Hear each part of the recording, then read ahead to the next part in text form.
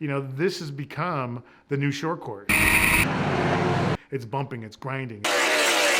There was some contact made. It's action to the end. We've had some bone-chilling, nail-biting moments here in NASCAR. I mean, that's a heavy vehicle to be running around this racetrack, and to do that with all that horsepower is quite amazing. Well, my name is Pete Argetsinger. I've been racing and coaching in the racing industry for the last 43 years. My involvement with Watkins Glen actually predates all of my racing and coaching experience.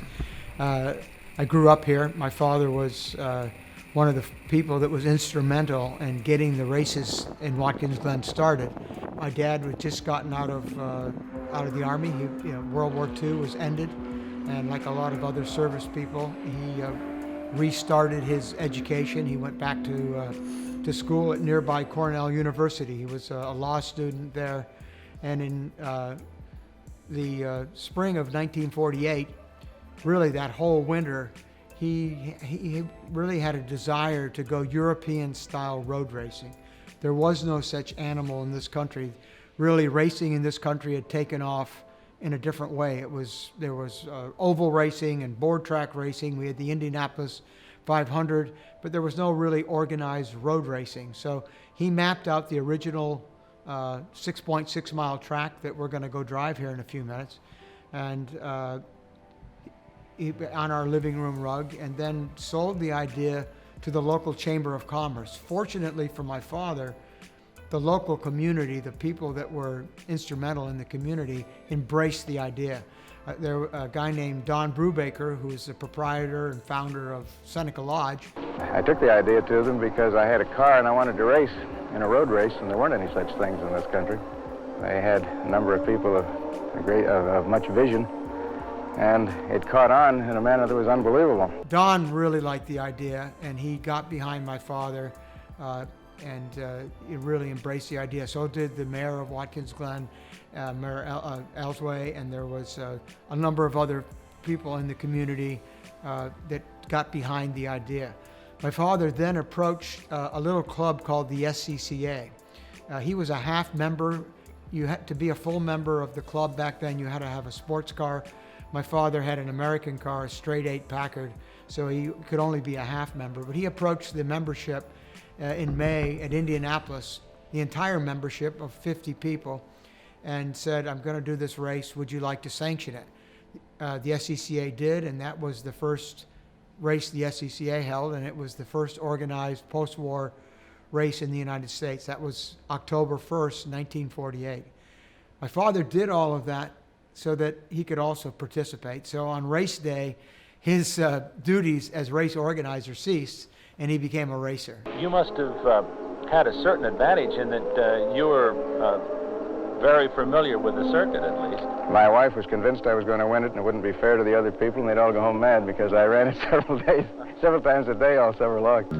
We were racing in cloth helmets and no seat belts, and it was just a big, wild adventure, a happening. You wouldn't conceive of any kind of motor competition on a circuit like this today. It'd be out of the question. Yeah, I think the importance of the old track, the 6.6 mile track, and obviously besides the history of starting in 1948 and having this first sports car race here in Watkins Glen International, or Watkins Glen, is the pieces that actually got reflected from the old track that are now at this track. And the designers, if you think about it, I always think this is kind of like a hair-raising moment. And the designers that came up with this track today took tiny pieces, but then they developed and articulated this racetrack. And you got to remember back then, they didn't have CAD, they didn't have software, they couldn't show G-force or loads. They didn't have the technology that we have today to design racetracks. And they knocked it out of the park. And this world-renowned racetrack is based off little pieces off that historic track, and particularly one, the S's, coming out of the state park going up the hill. It S's on the bottom and it goes up and turns left. This one S's up and turns right. So they took pieces of that track and put it here. And when you look at the overlay, you can actually see from the 6.6 mile track and how they actually made this track so much better, obviously, because it was confined and non-public. But then people could really let loose and have a lot of fun at this racetrack as it's designed today. This is the town of Watkins Glen, right down here. This is the main street that comes through the town, and you'll see right here is where the start-finish line is. The Watkins Glen State Park, as everyone knows it, would be right here on this corner. The first turn of Watkins Glen is the right-hander, which goes up the hill right by. There's a little gas station that's right here, and it comes up and starts the S's right around where the Seneca Lodge is, which most people are familiar with, the historic Seneca Lodge. And this is the S's that we talk about.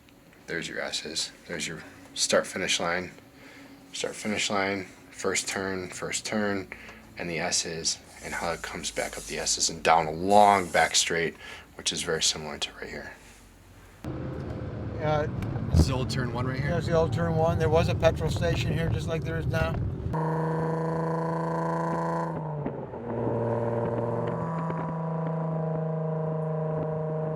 So this is where the S is. So at the top of this straight, of this hill, so here's Seneca Lodge on our right. Seneca Lodge on the right. So now we're coming up, and to we're now approaching the uphill S's. You see if it doesn't have the feel to you of the old. Look at the foliage. Yeah, look at the fall foliage. It's amazing right now. One of his hopes with the new track, the new uphill S's, which are a signature corner on Watkins Glen, mirror image or have the same feel as the uphill S's on the original street road course.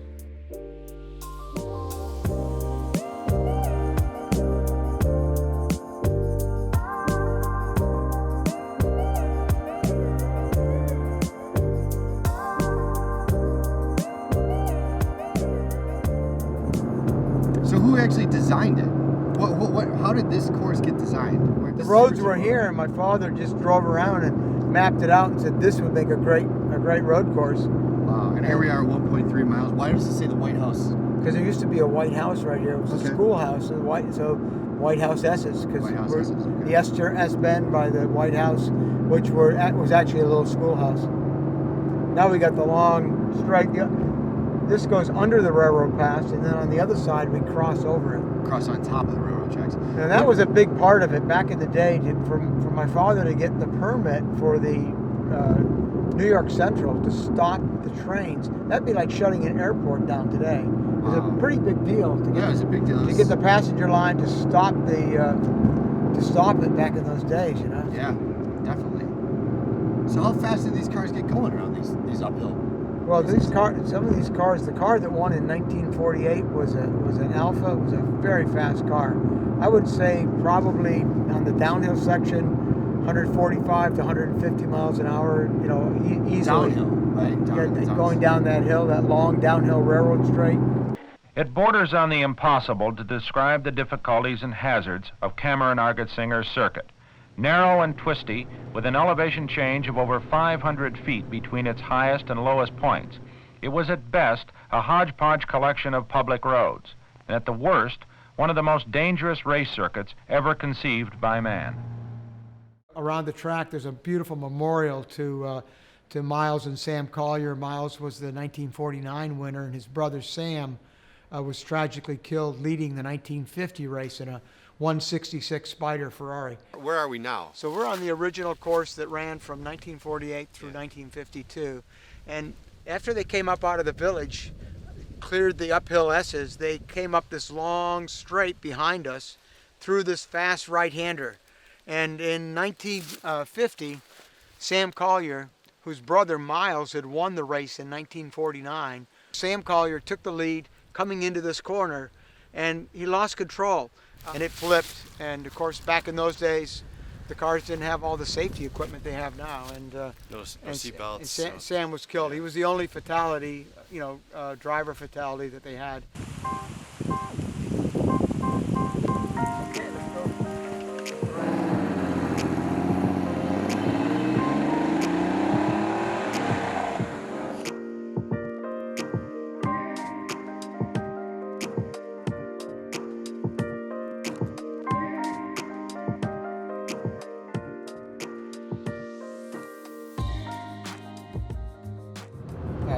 Was there days leading up to it? Like what was it? What was no, it they like could only because they had to shut down the railroad. It was only a one-day event. I mean, there was practice, but it was unofficial practice, because it was public roads. So they had to shut the public roads down. And the biggest thing, of course, was getting the the permit and getting the New York Central Railroad to agree to shut the trains, to stop the passenger line, which was a big deal back in those days, right? So what would they do for qualifying? Would that all be in one day? So they didn't qualify. They drew their grid spots were drawn. It was from like a lottery. Okay, and then they would just go from there. They would just go from there. So you might have been the fastest car. You might have drawn a grid spot further back, but plenty of opportunities to get back to the front. Plenty of passing opportunities on this track. And how many cars would show up? I think the first race there were 28 cars. A lot of pre-war cars, because in 1948 there hadn't been many new cars made, Sure. Sports cars. The races just grew and grew. They went from 50,000 spectators the first year to estimated in excess of 300,000 in 1952. They don't really know how many people were there, but they couldn't control the crowds. This was happening in Europe. There were races like the Mille Miglia, 1,000 miles of open roads in Italy, the Sicily race, the Targa Floria, which was one lap was 44.5 miles. This track was 6.6 miles. There's a corner at the bottom of the hill where Bill Milliken rolled his Bugatti, and the spectators helped him ride it. And the Stone Bridge, where in the very first year, a guy named Denver Cornett rolled his MGTC over the bridge, and the spectators helped him ride it, push it out of the Glen Creek, and he finished the race in his MGTC. But those were pretty exciting years. But to control spectators on open roads, it became very dangerous, and there were many fatalities in Europe on these road races. And in Watkins Glen, they finally had a spectator fatality in '52, and that ended the races. The cars got larger and faster, and crowd control bordered on the chaotic. Sanctioning squabbles and financing problems compounded the difficulties. And in 1952, a spectator was killed by a speeding race car. New York State outlawed racing on state roads in the ensuing furor, threatening to end competition at the Glen forever. So the community bought the property on top of the hill, where we'll go later and we'll drive a little speed shop prepared Porsche, and we'll drive that on the big track. The community hired my father. He became the executive director and promoted the races there. And in 1961, he was able to bring the United States Grand Prix, a round of the world champion Formula One races, here to Watkins Glen, where it resided very successfully for 20 years. The diversity of this racetrack is really the part of the history. And if you go back to 1948, the diversity of that racing was, if you look at the cars that were involved and the drivers that were involved, it went from literally A to Z and one to infinity. Everybody was invited, everybody had fun, and they really had a good time. We've continued that tradition. It's part of our blood and part of our DNA. So, we're a racing facility. We're world renowned because of our Formula One days and our IndyCar days and our kart days and our NASCAR days. I mean, we're known for every type of racing that's here. But we're car clubs from Boston to Rochester to Buffalo to Long Island to Washington. We are booked solid from the day that it's either rainy or hopefully sunny in April all the way to November. We keep thinking we want to extend that schedule. But Mother Nature doesn't always want to cooperate, so we've kept that pretty, and we're booked every single day. I'm Kevin VanValkenburgh. I'm the owner of the Little Speed Shop. We're an independent repair shop out of Rochester, New York. We started, almost 7 years ago now, about 1,400 square feet, and really enjoyed racing and motorsports and working on some people's cars on the side, and kind of grew quickly over the past 6, almost 7 years now to about 17,000 square feet. And now recently, I'm very excited to say we have a contract with Watkins Glen. We're doing repair and maintenance of people's track cars here at the Glen. Back in Rochester, we do quite a bit of general service on mostly European cars, not limited to, but mostly European cars. And then our other shop, 5,000 square feet of our shop, is just preparing race cars, roll cage builds and race car builds and suspension setup and things of that nature. And then we also do track support for lots and lots of customers. We take care of their cars, we bring them down to the track, and we have their cars ready for them and prepared for them to go out on track and have a nice, enjoyable weekend. And that's what we also do at Watkins Glen now. And not only do we help our current customers out, but we help people that come to the track that don't know where to turn when their car breaks. They might show up and they didn't realize they didn't have any brake pads left in their car, or their tires were bald, or something might be falling off their car and they need it fixed so they can go and enjoy their weekend. And that's the big reason why we're there. What we're doing today is some information on the International Motor Racing Research Center. We wanted to show everybody what Watkins Glen started at and what it's progressed to. So my name is Tom Wiedemann. I'm the executive director here at the International Motor Racing Research Center, which is probably unique in the world as the only archive library dedicated to motorsports. There are fabulous collections of cars all around the world, and some of them even maintain archives, but no other place in the world is dedicated to serious research on all forms of motorsports, all venues, everything from dirt bikes to Formula One. We have been sitting in this facility since 1999, and it is an outgrowth of, right back to 1948. After the 1948 race, a couple of photographs taken, a book or two left with the public library. And each year, more and more books and more photographs got left with the public library until it came to a point where they said, enough, we can't handle anymore. And so the vision was to create the International Motor Racing Research Center with a mission to preserve and to share the rich history of motorsports. The research center is something else, and a lot of people aren't really aware of it. And it's the archives that we have. So it's not a museum, it's a research center. So you could go down there, and I did when I got here, like I wanted to know where the checkered flag came from. How did that start? And I was handed a book. They had that book. And it was really interesting, but you can go down there and look at race winners. You can go down there and find out racetracks from all over the world. Of course, there's special sections dedicated to Watkins Glen in 1948. I was told, I was here when I was 10 years old. I grew up just south of Buffalo. I was just a little boy, 1975. I just don't recall, but my dad and my older brother brought me here as a little boy. My brother, who's highly addicted to racing, still comes here. He's been coming here since he was 17 years old, and he's now 57. So he's got 40 years of coming to the Watkins Glen International. So it was ingrained in my blood to be part of road racing, because that is me. Sports car racing is my blood. Formula One, the Ferraris, the Porsches, everything, the Can-Ams, all the eclectic cars that used to race downtown Watkins Glen were my heartfelt objection and love. NASCAR, yes, it was the only, this in Sonoma, growing up as a kid, 20-year-old, and 30-year-old getting older, was the only two races I ever watched on TV, maybe a little bit of the 500, but it was always fun to watch a heavy stock car go flying around this racetrack.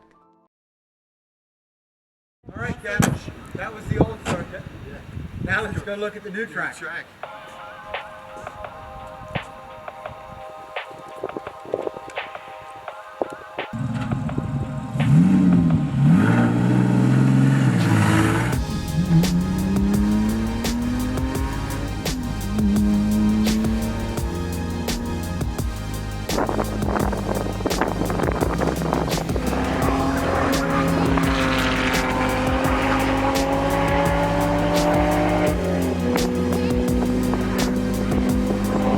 So this morning, what we did was we took a drive around the old course, and we went around and we saw how the S's coming up out of town mimic the new course in the S's, and how similar the two tracks are in elevation changes. But both tracks are very fast, and they look like a lot of fun to drive, and there's so much elevation change, and there's so much character between both of the tracks. And it's something that you just don't see in a lot of racetracks. To have the opportunity to go from one track and then right straight into the next track, it's just absolutely amazing. And then also, to have Watkins Glen International let us use the track for the day, so we can show everybody how great this town is and how great both the tracks are, the original track and now the current track in its configuration. Not everybody gets a chance to sit right seat to a professional race car driver, so to have the opportunity to drive around the track at the same time in the same car, it was immensely beneficial to be able to see the proper line. I've been racing now for 43 years. I won my first race here. It was a Continental Tire race, and it was a big thrill for me growing up here as a kid and driving this street course at 2 o'clock in the morning with my brothers and, you know, wanting to be a race car driver. Sometimes we talk about we preserve the history, but more significantly, we preserve your story. This is a room filled with the stories of the people who made road racing the most popular sport in the world. And we're going to make sure that they're not forgotten.